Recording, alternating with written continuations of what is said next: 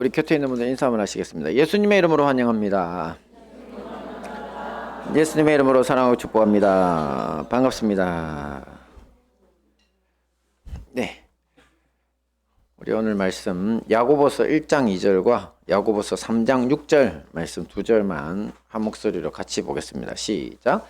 내 형제들아, 너희가 여러 가지 시험을 당하거든 온전히 기쁘게 여기라. 혀는 곧 불이요 불의의 세계라. 혀는 우리 지체 중에서 온몸을 더럽히고 삶의 수레바퀴를 불사르나니 그 사르는 것이 지옥불에서 나느니라. 아멘.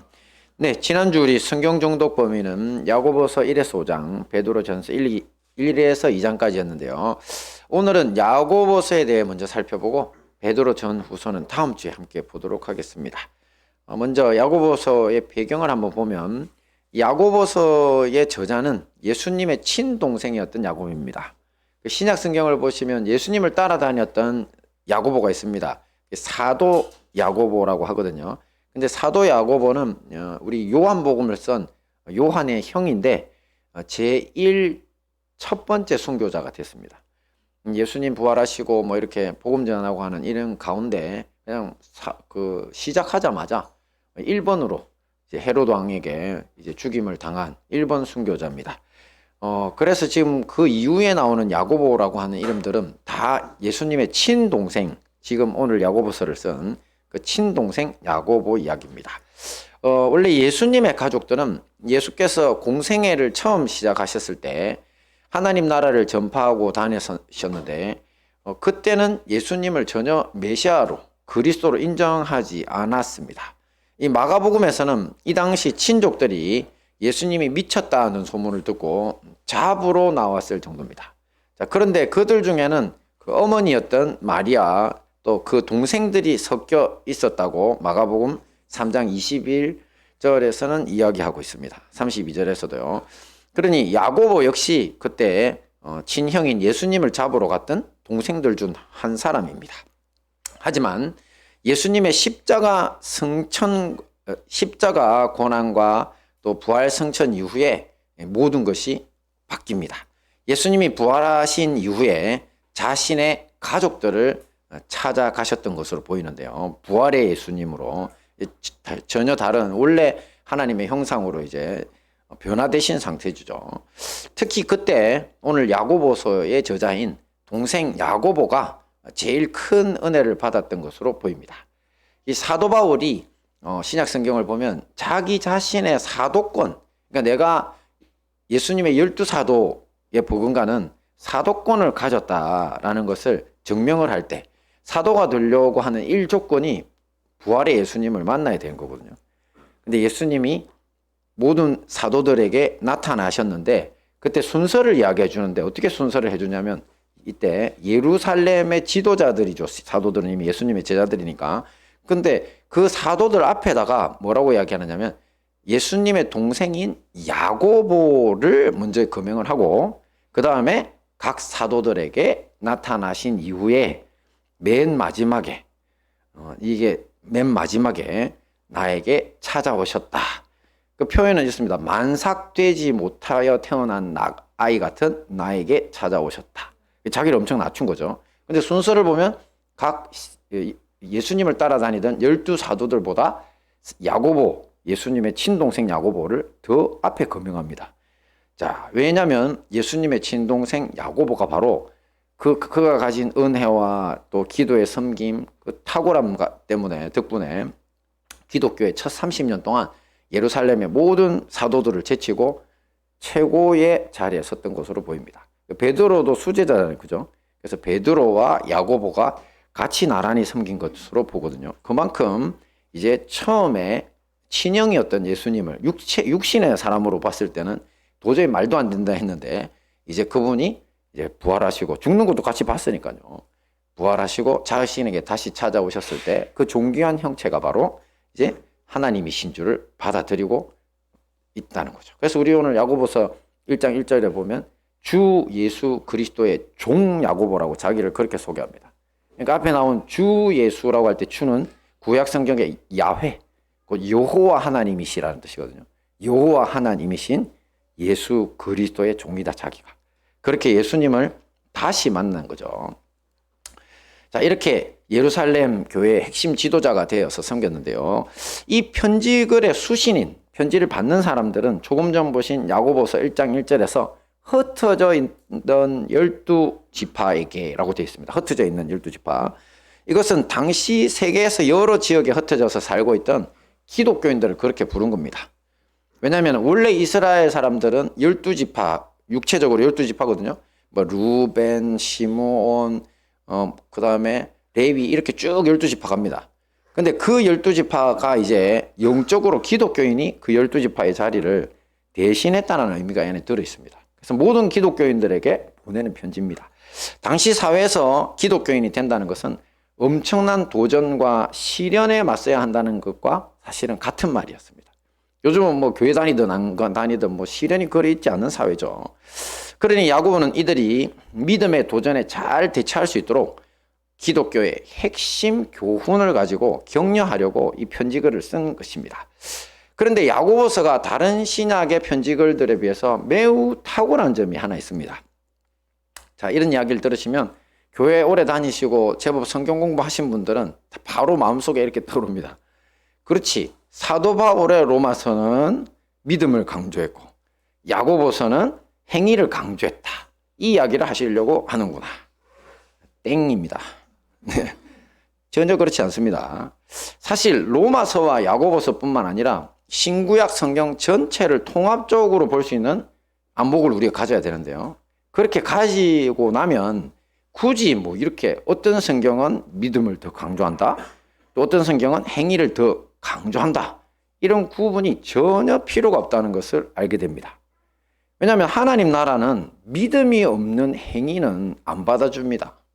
그죠? 여러분들이 지금 찬양단으로 섬기고 뭐 주방에서 섬기고 휴지 줍고 별짓 다 해도 이 모든 거, 죄송합니다, 별짓이라고 해서 네, 별 봉사들을 다 해도 그건 행위만 있는 거지 만약에 믿음이 없다 이분들의 내심에, 그럼 하나님이 보실 때는 헛것입니다, 그거. 그리고 나는 믿음이 속에 가득 차 있다고 하면서 아무 일도 안 해, 섬기지도 않고 그냥 남들한테 그냥 섬기만 받으려고 그래, 그런 건 행위 없는 믿음이라고 그러거든요. 그건 역시 하나님 나라에선 아무 쓸모없는 겁니다. 근데 뭐 어떤 성경은 행위를 강조했다, 믿음을 강조했다, 그런 소리 뭔 필요 있습니까? 그죠? 오히려 이 야고보서의 특별한 점은 다른 데 있는데요. 고대 이스라엘 민족의 성경인 구약 성경이죠. 그래서 구약 성경에는 지혜 문학으로 여겨지는 책들이 있습니다. 잘 알고 있습니다, 우리가. 잠언, 전도서, 욥기 같은 것들인데요. 원래 우리가 이제 하나님을 믿는 사람으로서 이 세상을 살다 보면 사실 이런 상황, 저런 상황, 이런저런 까다로운 순간을 만나게 되는데, 자, 이때 어떻게 해야 될지 잘 몰라요. 그때 필요한 것이 바로 지혜입니다. 그런데 이 성경의 지혜 문학은 어떤 상황에서든지 하나님을 신뢰하고 그 문제를 극복하는 매우 지혜로운 해결 방안들을 제시해 주고 있습니다. 자, 신약 성경에서도 그런 대표적인 지혜 문학이 하나 있는데 그게 뭐라고요? 야고보서입니다. 지혜 문학입니다. 그래서 오늘은 야고보가 제시하는 여러 지혜 가운데 인내와 시련, 또 혀를 길들인다는 것에 대해서 함께 살펴보고 은혜를 나누도록 하겠습니다. 먼저 봅니다. 시작. 인내와 시련. 다시 봅니다. 시작. 믿음의 시련과 인내의 말씀 함께 보겠습니다. 내 형제들아, 너희가 여러 가지 시험을 당하거든 온전히 기쁘게 여겨라. 예. 오늘 본문의 저자 야고보는 서두에서 문안 인사를 하자마자 1장 2절이잖아요. 그죠? 너희가 여러 가지 시험 당하거든 온전히 기뻐하라고 합니다. 여기서 시험은 예수님을 믿기 때문에 세상에서 겪게 되는 믿음의 시련에 대한 것인데요. 서두에서도 잠시 말씀드렸지만 2000년 전 당시 세상에서 기독교인이 된다는 것, 그것은 사회적인 차별, 또 핍박, 심하면 감옥 생활까지 해야 하는 시련의 길이었기 때문입니다. 그런데도 기뻐해라. 자, 이게 도대체 말이 되나라고 생각될 수 있죠. 야고보는 그 근거를 이렇게 듭니다. 함께 봅니다. 시작. 이는 너희 믿음의 시련이 인내를 만들어내는 줄 너희가 알미라. 인내를 온전히 이루라. 이는 너희로 온전하고 구비하여 조금도 부족함이 없게 하려 함이라. 네, 시련을 통해 인내를 만들고 그것으로서 온전하고 구비해서 조금도 부족함 없는 믿음의 사람이 될 수 있다는 겁니다. 자, 이런 것을 사실은 역설이라고 그러거든요. 고난의 역설입니다. 자, 다른 사람들은 다 시련, 고난, 고통 같은 단어들을 싫어하고 두려워하지만 우리는 시련을 통해서 얻는 게 더 많다. 뭐냐면 제일 중요한 인내할 수 있는 사람이 돼서 결국은 온전한 하나님이 기뻐하시는 믿음을 소유하는 사람이 되니까 기뻐하라는 겁니다. 자, 여기서 우리 성경이 번역한 인내라는 단어, 이 원래 헬라어 원어 성경에서는 히포모네라고 합니다. 여기에 이 단어는 누군가의 아래에서 기다린다는 뜻을 가지고 있습니다. 인내라는 것. 사실은 이런 그 높은 분 아래에서 기다려 보면 여러분 상당히 피곤합니다. 저도 이제 우리가 그 군에 생활할 때 우리 대대장님 퇴근하실 때까지 퇴근 못 하잖아요. 앉아가지고 이제 저 인사행정관하고 앉아있을 때. 아니 나는 일 벌써 끝났는데 대장님 안 나가셔. 근데 가만 안에서 보니까 엄청 일을 열심히 하시는 게 아니라 바둑을 두고 계세요. 바둑 1단이거든요. 연구하고 앉아 계신 거예요. 그럼 못 나갑니다. 그러니까 높은 분을 모시려면 밑에서 기다려야 돼요. 그게 인내, 히포모네입니다. 자, 말할 것도 없이 인내라는 것이 사실 여기서 우리의 인내는 높은 분이신데 그 인내가 누굽니까? 누구가 높은 분입니까? 하나님 아래서 기다린다는 겁니다. 하나님. 사실 오늘날 우리 기독교 공동체의 가장 큰 문제를 한번 찾아보라면 이 기독교인들이 도대체 이 신앙을 통해서 어디에 도달하려고 하는지에 대해서 목적지에 대한 개념이 없는 사람들이 너무 많다는 겁니다. 그러니까 죽어서 천국 가는 거 그 정도? 글쎄요. 이제 자기한테 한번 반문을 해보십시오. 나는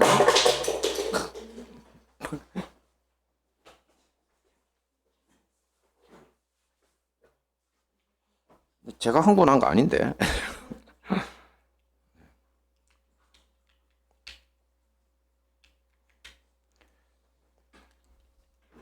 어젯밤에 잠을 조금 설쳤더니 지금 동작이 좀 둔해진 것 같습니다. 네. 그러니까 우리가 가려고 하는 방향이 어딘지, 신앙을 통해서 어디로 가려고 하는지 한번 자신에게 반문을 한번 해보세요.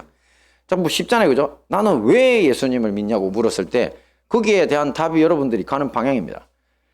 대학 입시나 취업에 도움이 되니까 예수님 믿는다. 아니면 내가 하는 사업이나 투자가 대박 나가지고 그냥 부자로 살려면 신이 도와주셔야 되는 거 아닌가?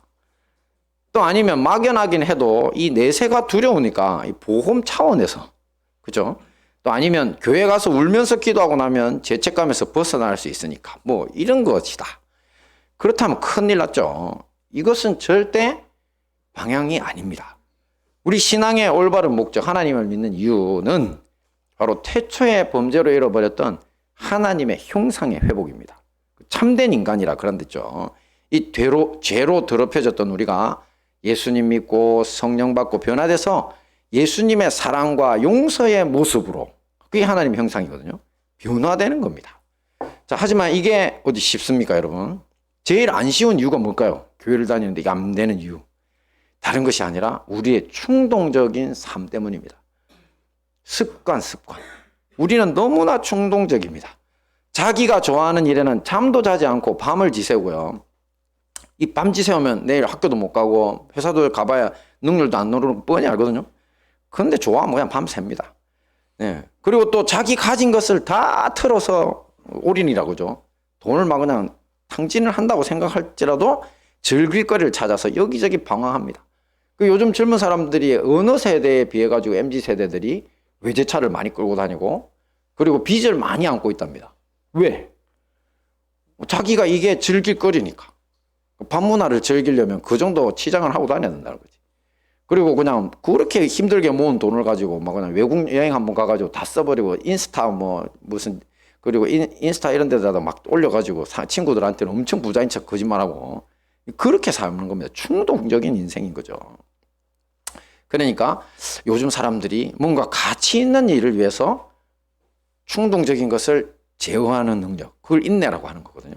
그런 인내를 아예 포기하고 사는 사람들이 정말 많다는 거죠. 자, 이 모든 것이 사실은 자기가 자기 인생의 주인이라고 믿기 때문입니다. 그렇죠? 욜로라는 것도 그죠? 한 번뿐인 인생이라면. 원래는 그런 뜻 아니었거든요. 한 번뿐인 인생이니까 잘 살자였는데 이제는 한 번이니까 오케이. 죽으면 그만이지. 있는 거 없는 거 다 퍼쓰고 그다음에 또 돈 떨어지면 그때 일 좀 하다가 또 모으고 또 다 써버리고 그렇게 사는 거죠. 왜? 자기가 인생의 주인인데 뭐 나만 즐기면 되지. 그래서 결혼도 할 필요 없어요. 왜냐하면 딸린 식구가 있다는 건 책임이잖아요. 귀찮아. 그러니까 다들 그렇게 살고 있는 것이 서구가 그런데 우리나라도 본격적으로 지금 그게 시작되고 있거든요. 이게 바로 충동적인 본성. 자기가 자식의 삶의 주인이라고 느끼는 데서 오는 거죠. 그러니 우리가 하나님의 형상을 회복한다. 또 작은 예수로 변화된다. 이런 마음을 가진 사람들에게 이런 신앙의 목표가 먹힐 리가 없잖아요. 그죠? 자, 하지만 역설적이게도 이제 역설이 나옵니다. 믿음의 시련이 만약 찾아온다면 우리 교회를 다니는 사람들 중에 애나 어른인데도 그렇게 충동적으로만 사는 사람이 있는데 그때 사실 자기의 삶에 꼭 믿음의 시련뿐만 아니라 큰 시련들이 옵니다. 그죠?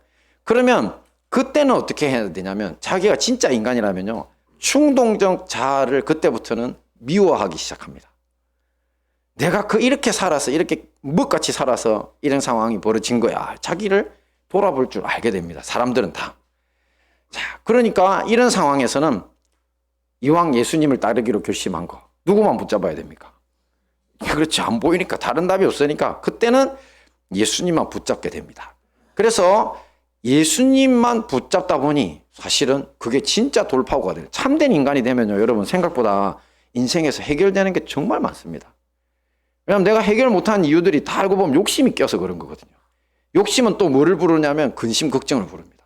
좀 이따 욕심에 대한 진짜 얘기를 할 텐데 그러니까 내가 그토록 병들고 힘들고 어려운 건데 거기서 빠져나올 수 있는 길을 찾게 된다는 거죠.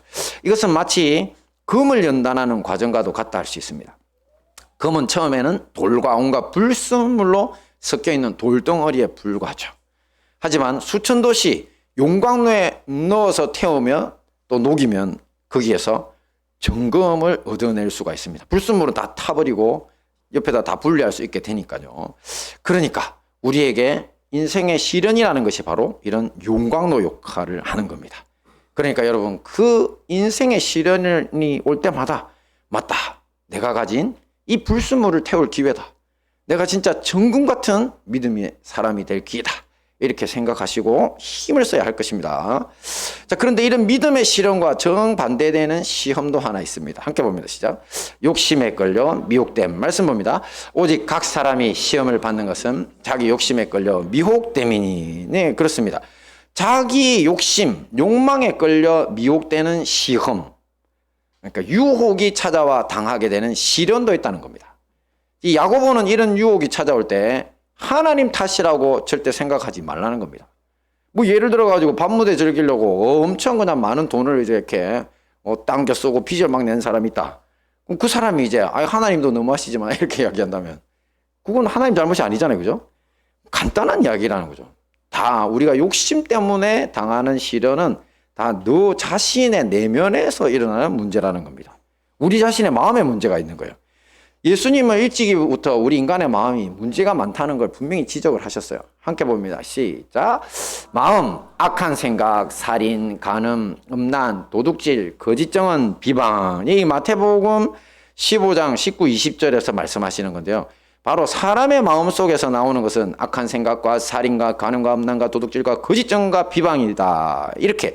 그러면서 사람이 먹어서 자기를 더럽히는 것이 아니라 마음에서 나온 것을 입으로 말하면서 자기 영혼을 더럽히는 거고 자기 행동을 하면서 자신을 더럽히는 거라고 말씀하신 겁니다. 그러니 우리 유혹의 근원지는 다름 아닌 우리의 내면 속 옛 자아, 내 마음이라고 할 수 있습니다. 이런 옛 자아의 욕심, 유혹은 자기 나름의 가계도를 형성한다는 엄청난 발언을 야고보가 합니다. 이거 우리 진짜 기독교 이제 역사상 성경 문구 중에 정말 지혜로운 부분인데요. 한번 보겠습니다. 시작. 욕심이 잉태한 즉 죄를 낳고 죄가 장성한 즉 사망을 낳느니라. 네, 아멘.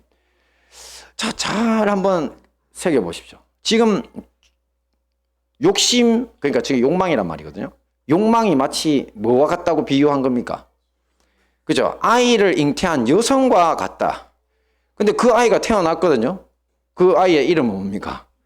죄입니다, 죄. 그러니까 죄라는 것이 우리의 자아의 한 부분에서 나오는 직접적인 행동이잖아요. 그죠? 자, 이런 또 죄가 자라가지고 역시 아이를 낳게 됩니다. 임신했죠. 아이 낳는데 그 아이의 이름이 뭐라고요? 사망입니다. 요즘 말로 하면 죽음입니다. 죽음. 죽음은 이렇게 진정한 인간 생명을 약화시키는 욕망, 바로 욕심을 따를 때 나타나는 최종 결과라는 겁니다. 쉽게 말해서 너 욕망? 그거 그렇게 좋아? 한번 해봐라. 그럼 결국 너가 만날 건 뭡니까? 죽음밖에 없을 거라는 겁니다. 영원한 멸망. 근데 우리 기독교의 죽음이라는 건 단순히 죽고 끝나는 거 아니라 그랬죠. 그죠? 다 부활시키신다고 하셨죠, 하나님이. 생명의 부활과 심판의 부활, 그래서 다 육체를 줍니다. 그래서 욕망을 따라 죄악 가운데 살았던 사람은 영원한 불에서 영원히 타는 육체를 받고, 그리고 하나님 앞에 하나님의 형상으로 거룩히 산 사람들은 다 영생하는 것, 예수님의 형상 같은 것을 가지고 어떤 형태로 살지 알지도 못할 지극한 복의 생을 영원히 살기를 열어주신다고 했잖아요. 그러니까 이것이 바로 성경이 말하는 바입니다. 그러니까 지금 이런 죄의 가계도, 이것과 정확히 반대되는 가계도를 야고보가 또 이야기해 줍니다. 함께 봅니다. 시작. 그가 그 피조물 중에 우리로 한 첫 열매가 되게 하시려고 자기의 뜻을 따라 진리의 말씀으로 우리를 낳으셨느니라. 저기도 낳았죠. 근데 엄마가 누굽니까? 엄마 아빠. 그분이 바로 하나님이십니다. 하나님이 진리의 말씀이라는 예수님의 복음을 통해서 바로 우리를 낳으셨어요. 새 시대의 새로운 생명을 가진 사람들인 우리를 낳았다는 겁니다. 할렐루야. 그렇습니다, 여러분. 여러분은 어느 가계도에 속하기를 원하십니까? 네? 어느 가계도.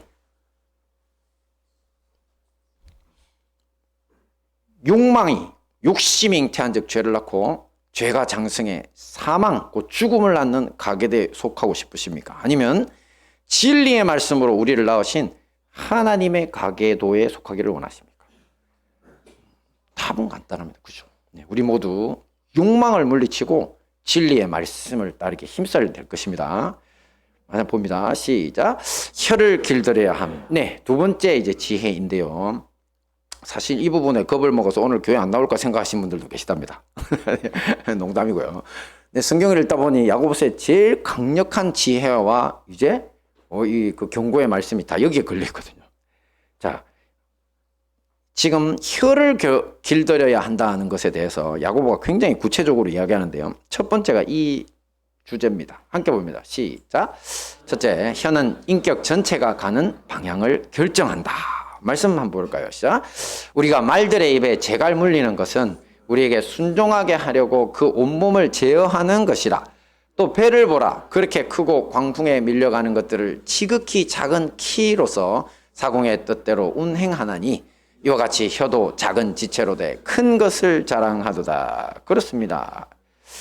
지금 혀가 이제 말에 이제 그 재갈이라고 해가지고 말을 조종하는 거 있죠. 그리고 큰 배를 조종하는 동그랗게 생긴 키. 이 야고보가 옛날 사람이라서 저렇게 이야기했지. 오늘날로 치면 자동차의 핸들이다 이렇게 이야기했을 거예요. 혀는 자동차의 핸들이다. 자, 아메리카 인디안 속담에 이런 말이 있답니다. 당신이 생각하고 있는 말을 1만 번 이상만 반복한다면 당신은 그런 사람이 된다. 그러니까 아메리카 인디안들이 말의 능력을 알고 있던 사람들인 거죠. 근데 요즘 이거 계속 이제 성공 강사들이 시키는 거잖아요. 자기가 뭐 원하는 돈 뭐예요? 50억? 100억 클럽? 그거 써놓고 매일 아침에 일어나서 이야기하고 저녁에 잘 때 이야기하라면서. 자, 그렇게 이야기 하더라고요. 그러니까, 그거 왜 그러냐면 계속 그렇게 하면 50억 벌 것, 100억 벌 길이 열린다. 그러면서 막 뇌과학까지 동원해갖고 RAS, 이제 망상 활성계라는 거거든요. 걔가 찾아준다. 제가 그게 틀렸다는 이야기가 아닙니다. 인간은 생각하는 대로 자기 행로가 정해지고 말하는 대로 행로가 정해지는데 생각하는 것만 말고 말까지 해야지 원래 정해집니다. 왜냐하면 뇌과학적으로 인간의 말을 알아듣는 뇌신경이요 98%입니다. 뇌 전체에. 그래서 말을 해야지 뇌가 가동이 98%까지 끌어올라진다는 겁니다. 그래서 옛날 어른들이 공부할 때 어떻게 하는지 기억나시죠? 하늘 전 따지 거무련 계속 중글중글 했잖아요. 그거 그냥 지겨워서 한 거 아닙니다. 다 새겨집니다. 그리고 유대인들도 똑같이 공부합니다. 대신에 좀 다른 게 있다면 우리는 앞뒤로 하늘 전 따지 하는데 걔네들은 옆으로 흔들면서 태초에 하나님 계신지 이러시고 방향이 좀 다르더라고요. 이 리듬이 이제 뇌에도 또 좋다고 하니까 뭐 하여튼 이런 거 있습니다. 우리는 1만 번 이상 이야기하면 그 인간이 된다고 할 정도로 말은 강력한 힘을 가지고 있습니다. 또 우리가 옛날에도 다뤘지만 경험적으로 죽음이나 이별 노래 많이 한 가수들 끝이 좋지 않다는 소문이 있죠. 진짜 그런 사람들이 많다고 막 명단도 나오잖아요. 그죠? 근데 사실 이보다 더 나쁜 경우는 가족 간의 악한 언어 습관인데요. 한 청소년 연구기관에서 이 비행을 저지르거나 비행 청소년들이죠. 또 약물 중독, 심지어는 극단적인 시도까지 했던 청소년들을 조사해서 한번 봤더니만 그 아이들이 대부분 들었던 말을 들었고 집에서 듣는 말이 뭐냐 했더니만 아니 세상에 무려 98% 이상의 아이들이 너 같은 것은 필요 없다 나가 죽어라 뭐 이런 그러면서 거의 저주에 가까운 욕설을 항상 듣고 있었던 것으로 나타났습니다. 자, 이런 말을 듣고 자란 아이들이 어김없이 자기 자신을 또 뭐라고 부르냐면요. 나는 쓸모없는 놈이다. 나쁜 놈이다. 도둑놈이다. 이렇게 부르면서 비행의 길을 가고 있더라는 겁니다. 이렇게 우리 혀에서 나온 말은 우리 자신과 우리 주변에 있는 사람들의 인격 전체가 가는 방향을 결정하는 힘이 있습니다. 그러므로 나와 우리 주변 사람들 또 앞으로 만날 또 미지의 누군가를 위해서라도요. 아름다운 언어 습관을 갖기에 힘써야 할 것입니다. 자, 혀를 길들여야 되는 마지막 이유입니다. 함께 봅니다. 시작. 혀는 불이요 불의의 세계라. 말씀 봅니다. 혀는 곧 불이요 불의의 세계라. 혀는 우리 지체 중에서 온몸을 더럽히고 삶의 수레바퀴를 불사르나니 그 사르는 것이 지옥불에서 나느니라. 네, 이렇게 불의한 혀는요 우리의 온몸과 인격을 더럽히고 인생을 파괴시킨다는 것입니다. 그리고 그 파괴력은 지옥불에서 난다. 즉 지옥으로부터 영감을 받은 것이라는 겁니다. 자, 아래로 가면 좀 더 구체적인 예시까지 야고보가 하는데요. 함께 봅니다. 시작. 그러나 너희 마음속에 독한 시기와 다툼이 있으면 자랑하지 말라. 진리를 거슬러 거짓말하지 말라. 이러한 지혜는 위로부터 내려온 것이 아니요 땅 위의 것이요 정욕의 것이요 귀신의 것이니라. 네, 여기서 독한 시기심 진짜 무서운 거죠, 그죠? 그리고 다툼이란 말은 경쟁심입니다, 여러분. 그리고 거짓말 이것이 바로 불의한 것이고 우리의 생의 바퀴를 그러니까 삶의 수레바퀴라고 하는 언어적 표현을 썼는데 이것을 불사르는 거라는 겁니다. 내가 끄집어내는 시기심과 경쟁심과 거짓말이 내 인생을 몽땅 불태워버리는데 그 불은 어디서 나왔다고요? 지옥불에서. 그러니까 이런 것을 가지고 말을 이제 만들어내기 시작하면 어떤 일이 벌어집니까? 뭔가 역사가 일어납니다. 진짜로. 이런 시기심과 경쟁심과 또 독한 거짓말들을 가지고 말을 하기 시작하면요. 그러면 놀랍게 사람들이 설득이 되기 시작합니다. 그래서 편도 만들어지고 뭔가 역사가 진짜 일어난다는 거죠. 그런데 뭔가를 만들어내니까 마치 이게 지혜의 모양을 하고 있다는 거죠. 그러니까 이런 지혜라는 표현을 금방 쓰잖아요. 그죠? 하지만 이것은 사실 귀신의 것입니다. 지옥으로부터 올라온 귀신의 세계에서 영감을 얻은 것이다. 자, 근데 실제로 신천지 같은 이단들, 자기들이 기독교라고 하지만 얘네들 기독교 아닙니다. 이만희 믿는 게 무슨 기독교면 기독은 그리스도를 믿는 거지. 그러니까 이 성경도 지 마음대로 해석하고 진짜 이 지옥에서 온 친구들인데 그 사상 체계를 그대로 그냥 가지고 있는데 얘네들이요 아예 교회에 침투를 합니다. 그래가지고 그냥 새신자인 척 잠입합니다. 그래서 잠입해가지고 뭘 하냐면 산옮기기라는 걸 해요. 자, 산옮기기는 뭐냐면 성도들 사이에 정말 착한 사람인 것처럼 헌금도 잘하고 그다음에 모임이 있을 때마다 절대 안 빠지고 찾아가고 밥도 잘 사주고 막 사람들을 어마어마하게 끌어모으는 능력을 가지고 그때부터 이제 좀 자기들 수중에 들어왔다 싶으면 한 1, 2년 공을 들이다가 이제 사람들의 속에 들어있는 시기심에 불을 지르고 또 경쟁심 또 거짓말로 이제 교회를 분열시키기 시작합니다. 그러면서 옳은 성도들, 목회자들을 그 자리에서 쫓아냅니다. 특히 목사님이 뭐 돈을 횡령했다. 제일 뭐 그냥 쉬운 거잖아요. 그 다음에 어떤 여자하고 뭐 차 안에서 둘이 있는 거 봤다. 뭐 이런 식으로 아니 뭐 여관에 들어갔다. 이러면서 말을 막 만들어내요. 그러면 이제 사람들이 그럴 줄 알았어. 이렇게 딱 들어가면 게임 끝난 거죠. 자기 편들 많지. 그러니까 게임 끝난 겁니다. 그럼 이제 그 목회자도 쫓아내고 옳은 성도들 쫓아내고 자기들의 목사, 신천지 목사를 불러다가 그 교회를 점령하고 산을 옮긴 거라고 하는 겁니다. 그리고 이런 전략을 자기들은 모략이라고 말합니다. 이 모략이라는 게 원래 모사가 쓰는 거잖아요. 지혜로운 거거든요. 이걸 모략이라고 합니다. 근데 이런 얘네들의 모략은 어디로부터 온 겁니까? 위로부터 온 순전한 겁니까? 지옥에서 온 거죠. 귀신한테서 온 거죠. 그래서 여러분 신천지 잘 만나보고 그 사람들하고 대화하면요, 귀신 씌인 사람들이라는 게 느껴집니다. 제가 전에 이야기했죠. 진짜 아니 우리 교회에 그 숨어있던 청년 하나, 걔를 제가 그 신방을 가야 되는데 너무 가기가 싫어가지고 제가 사랑이 없다고 얼마나 회개를 많이 했는데, 근데 걔를 만나고 밥 먹으면 왜 그리 애가 그냥 저 비린내가 나는지, 사람이 그랬는데 제가 진짜 회개를 엄청 했었다니까요. 근데 한 1년 지나고 보니까 얘가 바로 신천지에 이제 그 노동자들만 집중적으로 이제 해외 노동자들, 왜냐하면 얘가 선교사 딸이거든요. 그래가지고 해외 노동자들만 집중적으로 이제 그 포섭하는 전국구 강사더라고. 그 얼마나 얘가 뱀이라도 이 뱀이거든요. 신천지가 사탄막입니다. 이게. 그러니까 얼마나 냄새가 강한지. 그래서 제가 그때 사람한테서 그런 비린내가 이게 뱀 냄새였구나. 이게 영적인 거였겠죠. 그러니까 진짜 악한 지혜를 가지고 그러면서 교회에서는 엄청 그냥 활동도 잘하고 놀라웠습니다. 정말. 근데 이게 종교에 와서 신천지지 사실 이것을 국가적으로 사용하는 집단도 있습니다. 그 집단의 이름이 바로 공산주의입니다. 걔네들은요, 통일전선전략부라는 걸 가지고 있거든요. 북한도 가지고 있고 저기 중공도 가지고 있고 중국 공산당, 그다음에 저기 러시아도 가지고 있습니다. 우리하고 늘 사이좋게 지내자 그러죠. 뭐 러시아는 사실은 지금 현재 러시아는 아닙니다. 옛날 소련 시절. 러시아는 자기들이 공산주의 끝난 지 오래됐습니다. 근데 우리나라에서 언론이 자꾸 러시아가 뭐 공산당이라고 하는데, 공산당은 아주 소규모로 남아있고 그야말로 사람들이 쳐다도 안 보는 그냥 끝난 당으로 돼 있고, 저 동네는 아닙니다. 저희 동네는 권위주의 체제입니다. 아시죠? 푸틴. 예, 엄청 센 사람. 그래가지고 자기들 민족주의로 가는 거지 공산주의하고 결별한 지 오래됐습니다. 그래서 남의 나라에 이런 통일전선 전략 안 하거든요. 근데 그 통일전선 전략이 뭐냐면 각 사회에 불평 불만 세력들을 다 끌어모읍니다. 그 얘가 동성애자들, 그리고 노동자들, 그 중에서 엄청 약한 사람들 있잖아요. 그리고 악에 받쳐 있는 사람들. 사실 민주주의 사회, 자본주의 사회 모순이 많습니다. 우리가 볼 때 진짜 도둑놈 같은 기업인들도 많고요. 나쁜 사람 진짜 많잖아요. 하지만 다 나쁘지 않거든요. 근데 그 중에서 약한 사람들, 또 의롭지 못한 사람들을 긁어 모아서 자기 편으로 만들어서 결국은 그 나라 체제를 전복시키는, 이게 통일전선 전략입니다. 딱 마귀, 시기와 거짓말과 경쟁심으로 해가지고, 그 다음 끝나고 나면 어떻게 하는 줄 압니까? 옛날에 베트남에서 이 전략을 써서 베트남을 정복했거든요. 끝난 다음에 자기가 사용했던 사람들은 어떻게 했겠죠? 다 처형시켰습니다. 쓰레기들이라고. 얘네들이 이제 우리 사회에 그대로 녹아 들어가면 우리 사회가 썩는다고. 뭐 동성애자며 뭐 이상한 이런 조직도 있죠. 다 없앴습니다. 이게 바로 마귀입니다.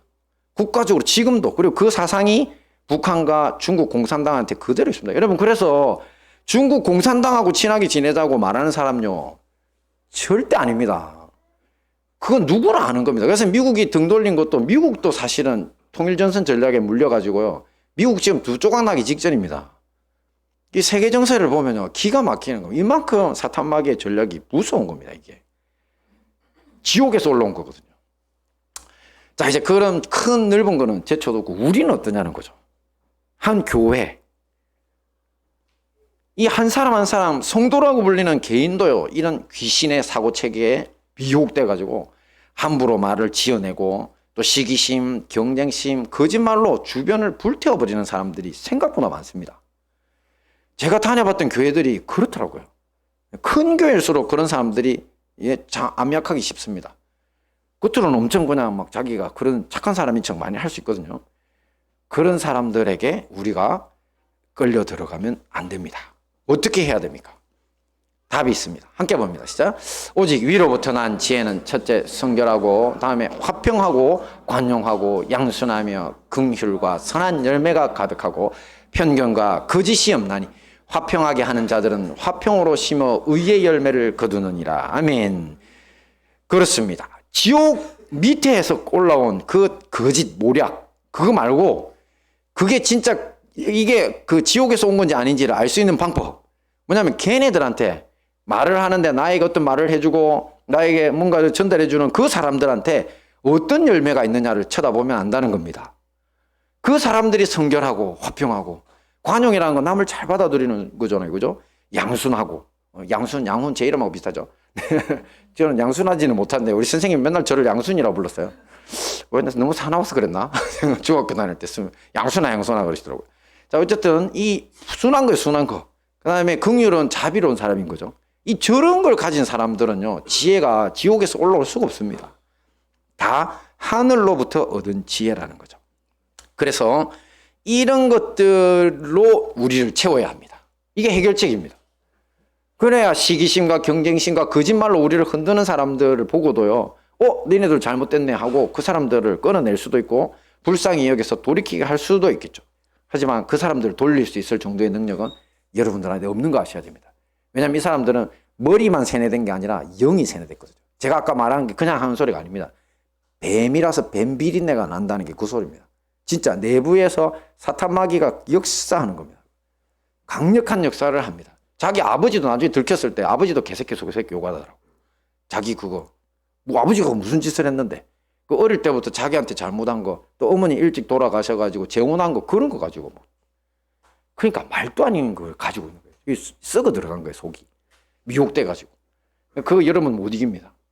그거는 하나님께 맡기시고 전문가들한테 넘기시고 그렇게 해야 될 일인 거죠. 그래서 우리는 오직 뭐를 힘써야 된다? 성결, 화평, 관용, 양순, 긍휼, 선한 열매, 편견, 거짓 없는 삶을 살려고 노력해야 됩니다. 이런 것을 의의 열매라고 하는데요. 자, 이제 저런 걸 해보려고 한다. 근데 저게 쉽습니까? 어렵습니까? 엄청나게 어렵습니다. 진짜. 저는 성질이 못 돼가지고 옛날부터 너무 힘들더라고요. 그러니까 제가 어릴 때 저를 아는 친구들은 제가 이게 얼마나 힘들었는지 다 압니다. 특히 저는 순하지를 못해요. 뭐 발끈을 잘해요, 발끈. 그랬어요. 그러니까 정말 힘든 거예요. 그래서 집에 돌아와가지고 후회하고, 그 다음에 집에는 뭐 어디 뭐 좋은 일만 있습니까? 우리 어머니가 항상 저한테는 이제 대적인데, 그러니까 어머니한테 발끈하고. 그래서 한 3년 내내 진짜 이런 형태의 하나님의 시련, 말씀, 내가 나를 바꾸기 위한 노력이 정말 힘들었었거든요. 근데 결국은 우리가 해낼 수 있습니다. 엄청난 노력을 기울이는 거예요. 꾸준히 기대하고, 그 다음에 앞에서 본 것처럼 인내라는 게 절제잖아요. 그죠? 자기의 욕망, 충동적인 삶, 그거 좀 줄이고 없애버릴 때까지 가고, 그러면서 계속 혀를 길들이는 노력을 해야 됩니다. 그래서 제가 제일 먼저 했던 것들이 뭐냐면 이틀 동안 말 안 하기.